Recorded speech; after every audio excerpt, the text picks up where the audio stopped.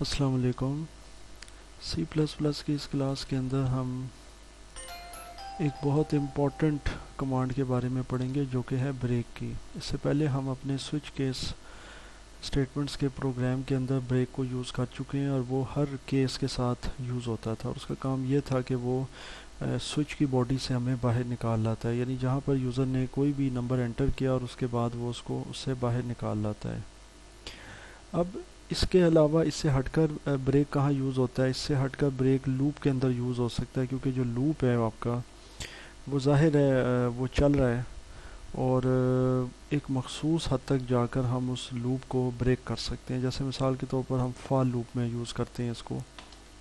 For example सबसे पहले हमने हैश इंक्लूड यूज़ किया, stdio.h मेन की बॉडी स्टार्ट की। यहाँ पर मैंने एक इंटीजर वेरिएबल ली, लेट सपोज ए ले ली और ए की वैल्यू मैंने दे दी है जनाब 1। ठीक है, यहाँ पर देना चाहें यहाँ पर दे दें, अगर देना चाहें तो फॉर लूप में दे दें, वो इशू कोई नहीं है। ए इज़ इक्वल टू 1, ठीक है। इसके 3 स्टेटमेंट्स होते हैं, ये हम लूप्स के प्रोग्राम में चीज़ें सीख चुके हैं। ए इज़ लेस दैन और इक्वल टू फर्ज करें 16, फिर ए प्लस प्लस, ठीक है। और उसके बाद यहाँ से हमने फॉर की बॉडी स्टार्ट कर दी है। अच्छा जी, ए की वैल्यू जो है वो 1 है और ए जो है वो 16 आइट्रेशंस तक चलेगा। ए प्लस प्लस इंक्रीमेंट होता जाएगा बाय द वैल्यू ऑफ 1। अब यहाँ पर हम एक इफ़ का स्टेटमेंट स्टार्ट करते हैं और जो वेरिएबल जिसको टेस्ट करने लगे हैं वो है ए, और इसके आगे हम डबल इक्वल डालेंगे और यहाँ पर हम कर देंगे लेट सपोज 6 कर देते हैं। ठीक हो गया जी। यहाँ पर इसकी मैंने बॉडी शुरू की, तो फिर इसको हम कर देते हैं ब्रेक। ठीक हो गया जनाब। और इसकी बॉडी से बाहर और लूप की बॉडी के अंदर, क्योंकि लूप की बॉडी ये ज़हन में रखिएगा, थोड़ा सा कन्फ्यूजन हो जाता है अक्सर बच्चों को। ये जो ब्रेसेस होती हैं इनकी वजह से, बेसिकली ये जो ब्रेसेस होती हैं ना, ये किसी भी सेक्शन को या किसी भी सेक्शन की बॉडी को या सी की बॉडी को डिफ़ाइन करती है। अब देखें ये जो मेन है ना, इसकी ये जो कर्ली ब्रैकेट है ये यहाँ से स्टार्ट हो रही है और यहाँ पर एंड हो रही है। ठीक हो गया जनाब। इसी तरीके से फॉर की ये वाली यहाँ से स्टार्ट हो रही है और ये यहाँ एंड होगी। इसके अंदर ये इफ़ और ब्रेक आ जाएगा, लेकिन इफ़ का जो है ना समझ लें सेक्शन, वो यहाँ से शुरू होकर यहाँ तक ख़त्म हो चुका है। सो हम फॉर यहाँ से शुरू कर रहे हैं। अब फॉर का जो हमने आगे स्टेटमेंट देना है, यानी हम क्या चीज़ चाहते हैं कि वो 16 बार प्रिंट हो जाए, तो प्रिंट एफ करता हूँ जी। यहाँ पर मैं लिख देता हूँ लेट्स सपोज परसेंटेज डी, उसके बाद न्यू लाइन, फिर कॉमा और ए। मैं चाहता हूँ कि गिनती या कोई जैसा कि इसको हम कहते हैं ना डिजिट्स, वो प्रिंट हो जाएं। तो अब यहाँ पर मैं इसको कंपाइल करता हूँ एग्जीक्यूट से जाकर। ये मुझसे पूछेगा हाँ जी आपने सेव करना है, तो मैं इसको एग्जांपल 12 के तौर पर सेव कर देता हूँ जनाब। Error 0, warning 0। अब हम इसको क्या करते हैं जनाब, रन करते हैं तो आपको समझ आ जाएगी। ये देखें 1 से लेके 5 तक ये डिस्प्ले हुआ है, ये देख लें। If A is equal to 6, ठीक है।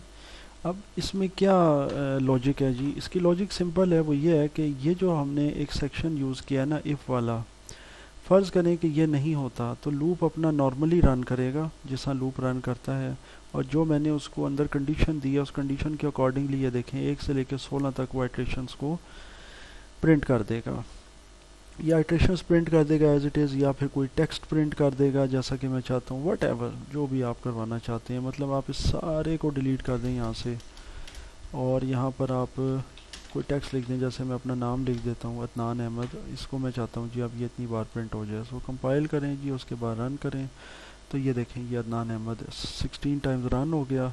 बस वो एक छोटी सी चीज़ है कि इसमें मैं \n लगा देता हूँ which is for new line. अब दोबारा कंपाइल करें फिर रन करें तो ये देखें ये 16 टाइम आ गया। तो ये जो था ये तो फार का है। इस फार के अंदर ये जो मैं एडिशनल एक छोटा सा सेक्शन ऐड कर रहा हूँ जिसका ज़ाहिर है जिससे रिलेटेड आज का प्रोग्राम है ये ब्रेक। इसका काम ये है कि ये लूप को किसी पॉइंट पर ब्रेक कर देता है जहाँ आप चाहते हैं। जैसे let suppose A is equal to 6, जहाँ ये 6 के इक्वल जाएगा वहाँ ब्रेक हो जाएगा। मैं लेट सपोज मैं कहता हूँ कि 8 के इक्वल तक हो, ठीक है। दोबारा कंपाइल करें, हर बार आप कंपाइल करें जब भी आप इसमें चेंजेस करें किसी प्रोग्राम के अंदर, रन करें। ये देखें अब ये आपका प्रोग्राम 7 बार चल गया क्योंकि ये 8 तक है। अच्छा, ये एक और चीज़ मैं इसके लास्ट में बता दूँ, ये तो आपको समझ आ गई होगी कि लूप की जो नॉर्मल वर्किंग है उसको कहीं पर ब्रेक करने के लिए और कोई कंडीशन लगाने के लिए फिर हम यहाँ पर ब्रेक का स्टेटमेंट यूज़ करते हैं। तो ये इसका सेकंड आप कह सकते हैं पर्पज़ है। इससे पहले हम स्विच केस में इसका ब्रेक का पर्पज़ देख चुके हैं, इसको यूज़ कर चुके हैं। अब ये मैं एक्सप्लेन कर देता हूँ ये डबल इक्वल क्यों है। देखें जी, याद रखें कि सिंगल इक्वल का मतलब भी इक्वल है और इसका मतलब भी इक्वल टू ही है, लेकिन इनकी वर्किंग, इनकी फंक्शनैलिटी, इनका पर्पस डिफरेंट है।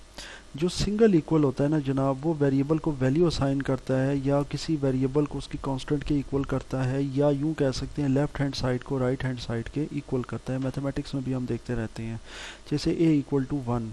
लेकिन जो डबल इक्वल है ना जनाब, इसका काम ये होता है कि ये बुनियादी तौर पर दो ऑपरेंड्स को टेस्ट करता है। जैसे एक ऑपरेंड है a और एक ऑपरेंड यहाँ पर है 8, ये जो 8 नज़र आ रहा है, इन दोनों को टेस्ट करेगा। जैसे ही ये 8 के इक्वल होगा तो ये यहाँ पर जो उसको हमने एक फंक्शन दिया है या जो हमने इसको कमांड दी है कि ब्रेक करना है, तो वो ब्रेक कर देगा। तो ये बेसिकली हैं दोनों एक ही चीज़ है, सिंगल इक्वल भी डबल भी।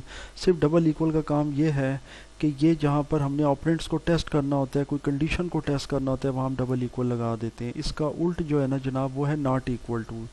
यानी ये भी मैं यहाँ बता देता हूँ, जैसे मिसाल के तौर पर अगर नॉट इक्वल टू लगाना हो तो पहले इक्वल की जगह पर आप ये साइन ऑफ एक्सक्लेमेशन यूज़ करेंगे। इसे हम पढ़ते हैं नॉट इक्वल टू। याद रखिएगा कि ये जो एक्सक्लेमेशन का साइन है ना, जो हम इंग्लिश में भी यूज़ करते हैं पार्ट ऑफ स्पीच के अंदर, आपको पता होगा इंटरजेक्शंस के अंदर, तो ये बेसिकली जो है ये सी लैंग्वेज में या किसी भी लैंग्वेज में ये नॉट के तौर पर यूज़ होता है, नॉट साइन के लिए। तो ये है जी नॉट इक्वल टू। इसका मतलब है ए 8 के इक्वल नहीं है, तो फिर ये ब्रेक हो जाएगा। अगर 8 के इक्वल होगा तो फिर ये ब्रेक होगा। यानी ये डिफरेंट जो भी आप कंडीशन लगाना चाहें कि ये इक्वल होगा, इक्वल नहीं होगा, तो ये मैंने आपको इसीलिए बता दिया है। मैंने इसको भी फ़िलहाल टेस्ट करवाया था इक्वल के साथ। तो अगर फॉर एग्जांपल आप नॉट इक्वल रखना चाहें तो ये कंडीशन रख सकते हैं। ये बेसिकली इसका कंपैरिजन ऑपरेटर होता है प्रोग्रामिंग के अंदर, ठीक है। इसको कंपैरिजन ऑपरेटर भी कहते हैं क्योंकि कंपेयर कर रहा है ये दो ऑपरेंड्स को। तो ये था जनाब हमारा आज का प्रोग्राम, जिसके अंदर हमने ब्रेक के एक और फंक्शन के बारे में सीखा कि वो स्विच केस के अलावा लूप के अंदर भी काम कर सकता है किसी लूप को ब्रेक करने के लिए।